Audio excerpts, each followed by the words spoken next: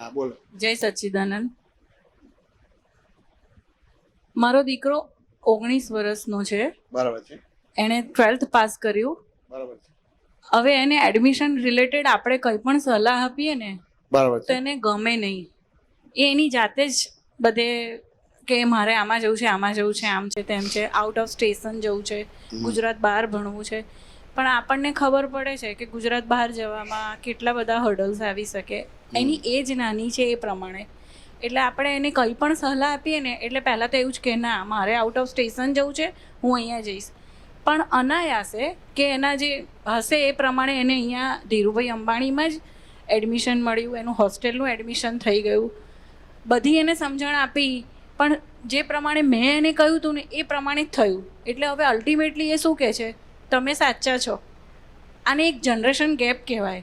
આપણે એ વખતે સલાહ આપીએ ને તો એ વખતે એ એટલો બધો ઓપોઝ કરવા માંડે ને તો ઘણી વખત એવું થાય કે મેં ક્યાં એને આવી રીતે સલાહ આપી. થયું તો એ જ પ્રમાણે કે જે સાચું હતું.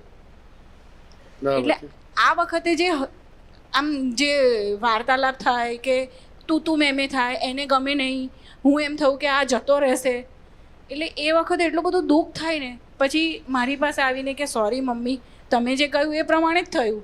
તો આ જનરેશન ગેપને રિએક્ટ કેવી રીતે કરવું એ વખતે? તો કે આ જનરેશન ગેપ નથી. જ્ઞાન લીધું છે કે નથી લીધું? પહેલી વાર આવ્યા છે. બરાબર છે. આ જનરેશન ગેપ નથી. શું નામ તમારું? ડિમ્પલ. ડિમ્પલબેન, તમે કર્મને માનો કે ના માનો? માનું. પછી ધર્મને માનો કે ના માનો? 100%. પછી પુનર્જન્મને માનો કે ના માનો? માનું. બરાબર છે. તો આ જનરેશન ગેપ નથી. બરાબર. વાત સમજ્યા ને? હાજી. સામાન્ય રીતે પ્રવર્તમાન શબ્દ થઈ ગયો કે આ જનરેશન ગેપ છે. વાત સમજ્યા કે ના? જનરેશન ગેપ નથી. બરાબર. દરેકના દ્રવ્ય ક્ષેત્ર કાળ ભાવ જુદા છે. જેમ તમે ત્યાં બેઠા છો, હું અહીં બેઠો. બરાબર. હવે તમે સ્ત્રી છો અને હું પુરુષ છું. બરાબર. એટલે દરેકના દ્રવ્ય ક્ષેત્ર કાળ ભાવ જુદા છે. બરાબર. એટલે કોઈનું પણ મન એક ના હોય. બરાબર છે. વાત સમજાય કે ના સમજાય? આમ ક્યારે પણ મન એક થઈ શકે ખરું? ના થઈ શકે. એક જ મા બાપ છે, એના 4 છોકરા તો એક જ ટાઈપના કે અલગ અલગ હોય. અલગ અલગ હોય તો છે. તમને લાગે કે જનરેશન ગેપ શબ્દ વપરાય? ના. ના વપરાય. વાત સમજાય કે ના સમજાય? હવે જો તમને કર્મને માનતા હોય, પુનર્જન્મને માનતા હોય, ભગવાનને માનતા હોય, વાત બરાબર. સમજાય કે ના? જનરેશન ગેપ નથી. વાત સમજાય ને? પણ તમારું વિઝન જે છે તે કે છે, બરાબર છે. પણ તેમ છતાં વિઝનની અંદર દરઅસલ વિઝન નથી. એટલે તમારા વિઝનની અંદર ભય છે, શંકા છે, બરાબર. આકુરતા વ્યાકુરતા છે. એટલે અહંકાર સાથેનું વિઝન છે. અચ્છા. વાત સમજાય કે ના હાજી. સમજાય? છે કરેક્ટ, બરાબર છે. પણ તેમ છતાંય ભય શંકા અને આકુરતા વ્યાકુરતા વાળું છે. એટલે જ્યાં સુધી એ ભય શંકા આકુરતા વ્યાકુરતા વાળું છે, એટલે એના આધારે છોકરો તમને સાંભળશે કે સમજશે નહીં બધી. બરાબર છે. એ રીતે દરેક એના પોતપોતાના કર્મ લઈને આવ્યા છે. સાચી વાત. તમે કહેશો એ થશે પણ ખરું, ને તમે કહેશો એવું નહીં પણ પણ થાય. નહીં થાય. વાત સમજે ને? એટલે જનરેશન ગેપ એ વાક્ય પરફેક્ટ નથી બધી. બરાબર છે. વાત સમજે ને? એટલે આ રીતે દરેક પોતપોતાના કર્મને લઈને આવ્યા છે. હવે છોકરો અમુક રીતે ભણેલો હોય છે એટલે એનું હોય, પણ તેમ છતાં આપણે જે રીતે બધા રિપોર્ટ્સ મળે છે એના આધારે ભયભીત થઈ જઈએ છીએ. બરાબર છે. વાત સમજે ને? તો કે બરાબર છે કે અમુક રીતે સચેત રહેવું જોઈએ, જાગ્રત રહેવું જોઈએ, સાવધાન રહેવું જોઈએ. વાત સમજાય કે ના સમજાય? હાજી. પણ એવા શંકાશીલ થવાની જરૂર નથી રહેતી. હાજી. દરેકનું સ્વતંત્ર જગત છે. સ્વતંત્ર જગતમાં કોઈની આડ ખીલી છે નહીં.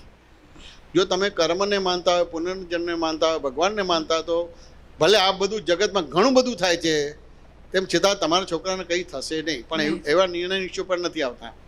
ક્યાં ને ક્યાં ભય શંકા આકુરતા વ્યાકુરતાના આધારે કરાવશો તો ત્યાં પ્રોબ્લેમ્સ આવશે. હવે અત્યારના જે છોકરાઓ છે, હાજી.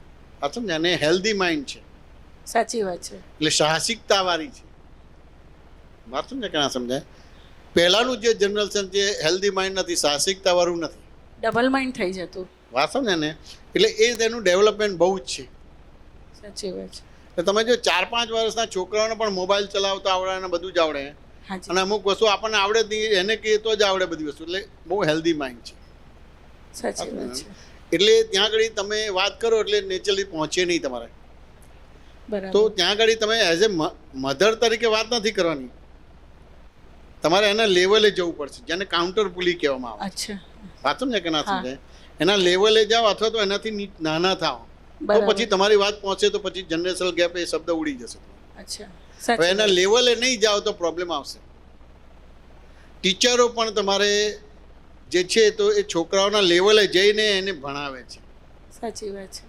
વાત સમજાય કે ના સમજાય? પણ તમે એઝ એ મધર તરીકે રોલ કરશો તો પ્રોબ્લેમ આવશે. બરાબર છે. વાત સમજાય કે ના સમજાય? સમજાય. પણ એને મધરની જગ્યા તમે એઝ એ ફ્રેન્ડ તરીકે એની જોડે કરશો તો એના લેવલે ગયા કહેવાય તમારું. બરાબર છે. વાત સમજાય ને? અને ફ્રેન્ડ એકબીજાને વાત કરશે તો પછી તમારા આ પ્રોબ્લેમ્સ નહીં આવે તમારે. બરાબર છે. વાત સમજાય કે ના સમજાય? સમજી. પણ તમે હું મધર છું તો પછી પ્રોબ્લેમ્સ આવશે. ઓકે. વાત સમજાય? હવે ધારો કે તમે કીધું અને એ ના માન્યું પછી એવું જ થયું તો હા. તમે કીધું એ રીતે થયું છે સાચું છે કે એને એને એનો કર્મમાં એવું છે માટે જ થયું છે? એના કર્મમાં છે એ એના રીતે કર્મ એટલે તમે કીધું છે એના આધારે પણ નથી થયું. વાત સમજાય કે ના સમજાય? પણ એવું બને કે જો આ છે ને હું સાચી પડી ને પછી કાયમના સાચા થવા ઠરશું. ના, ના. ઘણી વાર ખોટું ઠરશે બધી વસ્તુ. એટલે ઘણી બધી વસ્તુ આમાં જોવી પડે. વાત સમજાય ને? અને એના આધારે થાય. એટલે તમારે ધારો કે છોકરા જોડે ડીલિંગ કરવું હોય તો એના લેવલે આવવું પડે. બરાબર છે. એટલે ખરેખર તમે એના મધર છો. બરાબર. વાત સમજાય ને? પણ તમારે એના ફ્રેન્ડ થવું પડશે. બરાબર છે. ફ્રેન્ડ થાવ છો એટલે જેમ એના મિત્ર જોડે કેવી રીતે વાત કરશે બિંદાસ. એવી રીતે તમે ફ્રેન્ડ થશો તો તમારી જોડે બિંદાસ વાત કરશે, કશું છાનું છપનું નહીં રાખે સાચી અને વાત. તમારી વાત બહુ ઇઝીલી પહોંચે ને તમને ફોલો થશે જ. સાચી વાત. પણ જો મધરનો રોલ કર્યો તો નહીં ચાલે નહીં તમારે. ચાલે. એટલે એને બીજી રીતે લઈએ હા. તો કે ધારો કે તમે પોલીસમાં કામ કરતા હોય ઇન્સ્પેક્ટર તરીકે છો હા. તો પોલીસનો રોલ ઘરમાં કરવાનો છે કે પોલીસ ચોકીએ કરવાનો છે? પોલીસ ચોકીએ અને ઘરમાં કરો તો ના ચાલે. આ એવું થાય છે. સાચી વાત છે. વાત સમજાય કે ના સમજાય? સમજાયું. અને ઘરનો રોલ ત્યાં પોલીસ ચોકીમાં ચાલ તું રસોઈ બનાય, તું આ શાક લઈ પેલું લાય તો શું ના થશે? ચાલે. કે આ સાહેબ છે કે શું છે બધી વસ્તુ? વાત સમજાય કે ના સમજાય? એટલે જ્યાં જે સમયનો રોલ છે એ રોલ કરવાનો છે. તમે હકીકતમાં એના મધર છો પણ દરેક એની પોતપોતાની પુણ્ય લઈને આવ્યા છે કે નથી આવ્યા? સાચી વાત હવે છે. તમારી નિમિત્ત નૈમિતિક વસ્તુ એને સમજાવવાની છે. તમારે એના ઉઘરી નથી થવાનું. ના.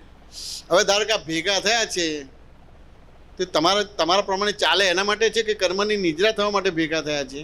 કર્મની નિદ્રા. કર્મની નિદ્રા. તો કર્મની નિદ્રામાં અમુક ફેરી તમારા પ્રમાણે ચાલશે ને અમુક ફેરી તમારા પ્રમાણે નહીં ચાલે એવું ખરું કે નહીં? તો સાચી ખાલી ક્રેડિટ જ લાયા છે કે ડેબિટ ક્રેડિટ બે લાયા છો? બંને લાયા બે છે. લાયા છો એટલે તમારા પ્રમાણે ચાલશે ખરા ને તમારા પ્રમાણે ચાલશે નહીં પણ બધું. તો એનું બધું બેલેન્સ કરવું પડશે કે નહીં કરવું પડે? બેલેન્સ એ કરવું. બેલેન્સ કરશો તો પછી કોઈ પ્રોબ્લેમ નથી થતો. સાચી વાત છે. સાચું ને? ના, કાંઈ જગતથી ગભરાવાની જરૂર નથી. ભલે ગમે તે હોય ગભરાવાની જરૂર નથી રહેતી. કે ગભરાવાની જરૂર ખરી? સહેજ પણ નહીં. એને દાખલાથી લઈએ કે તમારે મુંબઈ જવાનું છે.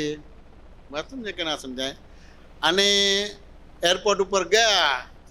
હવે બે બોમ્બેના પ્લેન છે, તમે પહોંચ્યા ને એક પ્લેન ઉપડ્યું અને તમારું અડધો કલાક પછી પ્લેન જવાનું છે. આ પેલું પ્લેન ઉપડ્યું ને 10-15 મિનિટ પછી સમાચાર આવ્યા કે પ્લેન ક્રેશ થઈ ગયું. તો તમારું અડધો કલાક પછી પ્લેન ઉપડવાનું છે, એમાં બેસો કે નહીં બેસો? ડર લાગશે. ડર લાગશે. તો પછી તમે સલાહ સૂચન નહીં આપવાના છોકરાને. વાત સમજાય કે ના સમજાય? તો કે પેલા પ્લેનને એક્સિડન્ટ થશે પણ આ બીજા પ્લેનને એક્સિડન્ટ નહીં થાય. વાત સમજાય કે ના સમજાય? તો જો તમને આવી રીતે ડર નહીં લાગે તો તમે સલાહ સૂચન આપશો તો બરાબર છે. પણ તમારી સલાહ સૂચનનો ડર છે કે પેલા પ્લેનને એક્સિડન્ટ થયો એટલે હવે હું આ પ્લેનમાં બેસીશ તો મરી જઈશ, તો સલાહ સૂચન ના આપે તો એનાથી વધારે સારું થશે. બરાબર છે. વાત સમજાય કે ના સમજાય? કારણ કે એ એક્સિડન્ટ થયો છે તો એ દ્રવ્ય ક્ષેત્ર કાળ ભાવ છે. બરાબર. હવે તમે અડધો કલાક પછી ઉપડો છો તો આખું એનું ક્ષેત્ર બદલાઈ જાય છે, દ્રવ્ય કાળ બધું બદલાઈ જાય છે. એટલે લગભગ સેમ વસ્તુ બની ના શકે. વાત સમજાય કે ના સમજાય? તો તમે નિર્ભય અને નિશંક થઈને તમે બીજા પ્લેનમાં બેસીને બોમ્બે જાઓ તો સલાહ આપશો તો પહોંચશે. બરાબર છે. પણ જો પેલા પ્લેનમાં ક્રેશ થયું ને એક્સિડન્ટ થયો અને તમે બીજા પ્લેનમાં નહીં બેહો લઈને, હા. તો પછી છોકરાને સલાહ ના આપો, કોઈને માર્ગદર્શન ના આપો તો એ વધારે સારું રહેશે. બરાબર છે.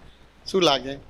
સાચી વાત છે. સમાધાન થયું કે ના થયું? થયું સમાજ. અને આ છોકરાઓ બધા છે પણ દરેક પોતપોતાનું કર્મ લઈને આવ્યા છે. સાચું ને?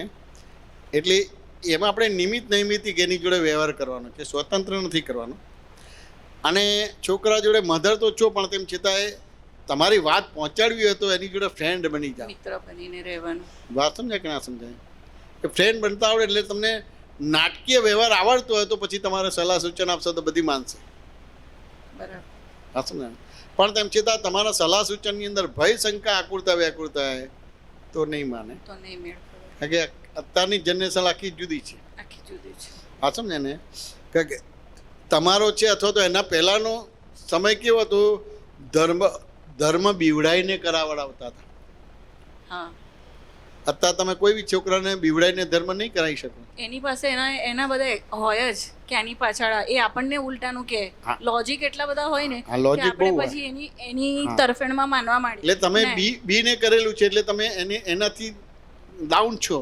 હા, ઘણીવાર એવું લાગે કે એ સાચો છે. એ સાચો છે. એટલે પહેલાના જમાનામાં કે તમારો જમાનો કે એના પહેલા ધર્મ બીવડાઈને કરાવતા હતા. ડરીને કરે અત્યારે કોઈને ડર નથી નથી. કે તમારે કંઈ બી કરવું હોય તો એના લેવલે જવું પડશે. એક ઉદાહરણ આપો, હસવા જેવું છે હા, બરાબર છે. કે આ અમારી પેઢી જે ઉછરી ને તો એવું હોય કે ભગવાન પાસે પેન મૂકો એક્ઝામ વખતે, બરાબર. પછી આપણે દીવો કરી, અગરબત્તી કરી અને એ જ પેનથી બોર્ડમાં પરીક્ષા લખીએ. હા. એમ તો આપણે એવી દીકરાને સલાહ આપીએ ને કે બેટા અહીંયા મૂકી અને હવે તું લખ, તો કે પછી પેન જ લખશે ને, માલ લખવાની જરૂર નથી ને. આવો જવાબ આપે એટલે હવે હસવું તો ભાઈ કે એને- તમારી સલાહ કેવી રીતે માને? હું એ જ વસ્તુ કહું છું કે મને પેન માટે જો આવું કહી શકે તો કે હવે બસ તે મૂકી દીધી પેન, હવે પેન જ લખશે, મારે લખવાની જરૂર જ નથી. આરામથી ઊંઘી જઈશું, પરીક્ષા આપવા નહીં જો.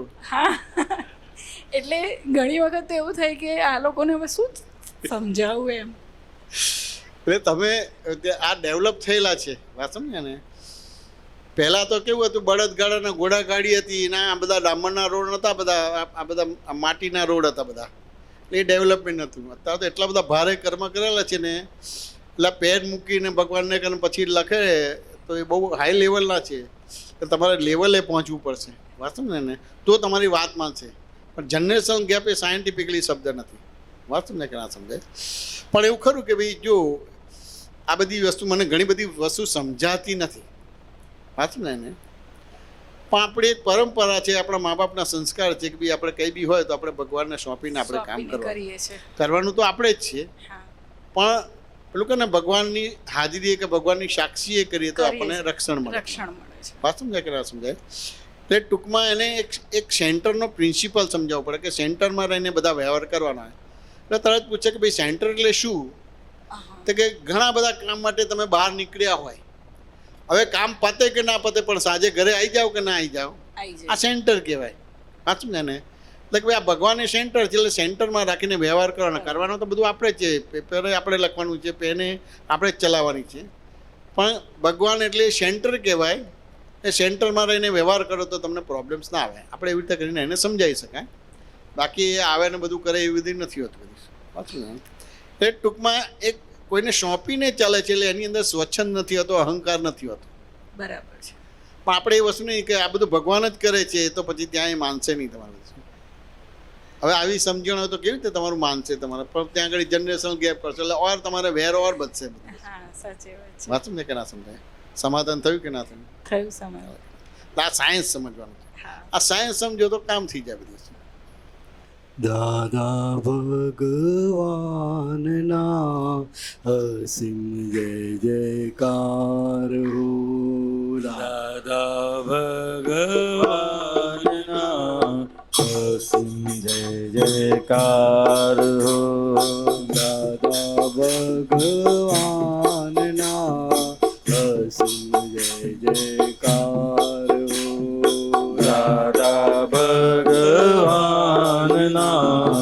અસીમ જય જયકાર હો.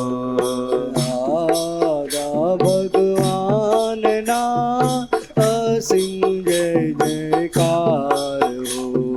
દાદા ભગવાનના અસીમ જય જયકાર હો. દાદા ભગવાનના અસીમ જય જયકાર હો. દાદા ભગવાનના અસીમ જય જયકાર હો. દાદા ભગવાનના